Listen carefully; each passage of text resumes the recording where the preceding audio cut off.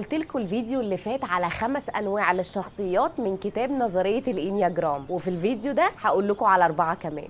سادس شخصية هو الشخصية المتشكك المخلص، وده شخص عايز يعيش في امان، بيبقى دايما مطمن للي حواليه والقريبين منه بالذات، وهو نفسه بيبقى شخص مخلص وجدير بالثقة، بس لو فقد الامان بيتحول لانسان شكاك وسيء الظن. سابع شخصية الشخصية المتحمس. الشخص ده اهم حاجة عنده انه يكون سعيد، وانه يحافظ على الاشياء الايجابية اللي في حياته، وانه يهرب من اي حاجة بتسبب له الالم، وبيسعى لتحقيق السعادة باي طريقة، وبالتالي هو متفائل ومغامر. ولكن لو معرفش يحقق اي حاجة تسبب له سعادة بيزيد عنده شعور الحرمان والفراغ وبيبقى منطوي. تامن شخصية هي الشخصية القائد او الحامي. دي شخصية مستقلة ما بتقبلش تبقى تابعة لحد، لازم يعتمد على نفسه ويكون قوي ويقدر يحمي الاخرين كمان. عادة بيبقوا اقوياء وواضحين وعمليين، ولكن ممكن يكون مندفع شوية، ولو ما حسش باستقلاليته وقوته بيتحول الى شخصية مسيطرة.